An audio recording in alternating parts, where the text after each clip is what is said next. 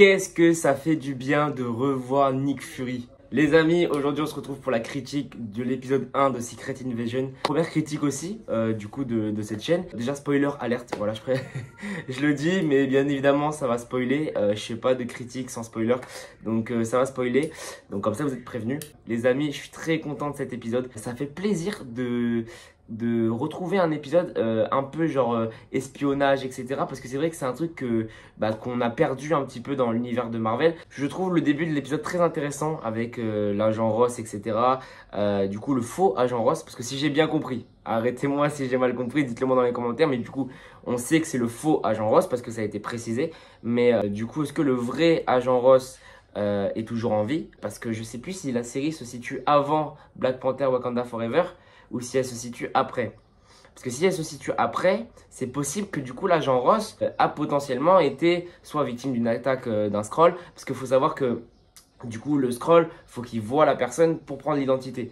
Donc ça veut dire que ce Skrull-là avait vu l'agent Ross pour pouvoir prendre son identité. Donc ça, c'est un truc à voir par la suite. Mais j'espère en tout cas que non, parce que moi l'agent Ross, je trouve que c'est un personnage que j'apprécie et qui peut mettre des liens avec certains personnages comme du coup Black Panther, avec peut-être le reste des personnages du MCU. Il y a aussi Prescott, c'est celui qu'on voit au tout début. Du coup, c'est lui qui a lancé la théorie que du coup, il y avait encore des Skrulls sur Terre 30 ans après. Parce qu'il faut savoir que du coup, les Skrulls sont arrivés il y a 30 ans.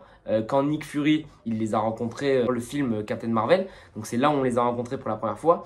Et je trouve ça aussi très intéressant, le côté, je trouve ça manquait un peu à Marvel, mais le côté politique. Moi, je trouve c'est un super thème à aborder. Ils ont, en fait, il y a Marvel, ce qu'ils arrivent à faire, je trouve ça incroyable, c'est qu'ils arrivent à faire comprendre les deux côtés.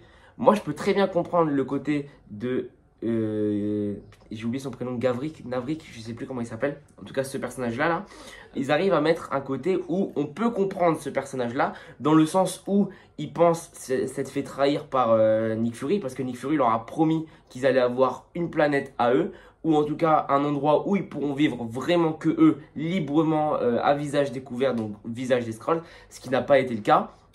J'espère que ça va être dit après, ou peut-être que je l'ai mal compris, enfin peut-être que j'ai pas compris et ça a déjà été expliqué, mais en tout cas j'espère qu'ils vont un peu plus détailler ça dans les prochains épisodes.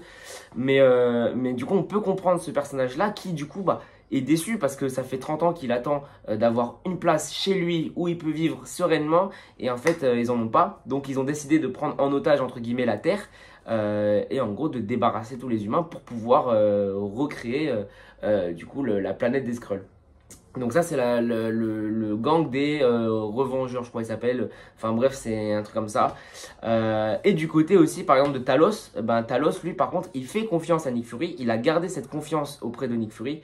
Et il sait que pertinemment Nick Fury va faire en sorte que oui, il va tenir sa promesse. Et oui, ils auront une planète à eux. Mais comme j'ai dit, il y a beaucoup de personnages qui ont taclé Nick Fury en lui disant oui, t'es plus comme avant. Déjà il y a la dame là, ce personnage là qui m'a fait beaucoup rire parce que elle lui en a mis plein la tête, en mode oui, si t'as pas pu intercepter mes gars, c'est que tu peux plus être dans la course. Il y a l'agent aussi, comme je disais, qui lui en a mis aussi plein la tête. Et on voit que Nick Fury, alors je sais pas si c'est l'acteur ou si c'est vraiment genre plus du making, etc. Mais il a l'air très fatigué. Ça se voit que le Nick Fury, en tout cas rasé, chauve, avec une barbe bien, avec un petit bouc bien soin, là on le voit plus du tout pareil. Là c'est un Nick Fury bien fatigué, etc. Alors qu'il s'est passé que 5 ans entre le blip. Donc c'est vrai que je trouve ça assez fou quand même, le côté un peu vieux de Nick Fury. D'ailleurs il y a même une phrase de Talos qui lui dit oui, c'est quoi votre crise de quarantaine? Et sa crise de quarantaine c'est les Avengers. Mais sa crise de quarantaine pour moi ça fait quoi? Ça fait peut-être 10-15 ans, mais même genre à 55 ans on va dire, t'as pas cette allure là. Donc c'est vrai que Nick Fury il a l'air très fatigué. Donc on va voir si moi j'ai peur un petit peu pour Nick Fury.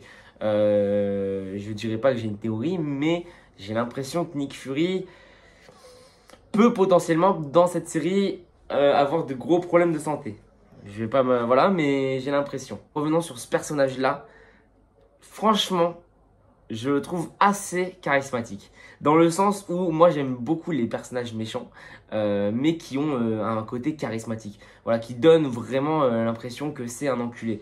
Tu vois, quand tu le vois, tu te dis putain, je l'aime pas. Ça, c'est un acteur bien joué, enfin qui joue bien et un personnage qui est bien réussi. Et je trouve que ce personnage-là l'interprète très bien dans le premier épisode parce que déjà d'une, il tue l'agent, qui j'ai oublié son prénom, je crois que c'est l'agent Maria, mais j'ai pas envie de dire de bêtises.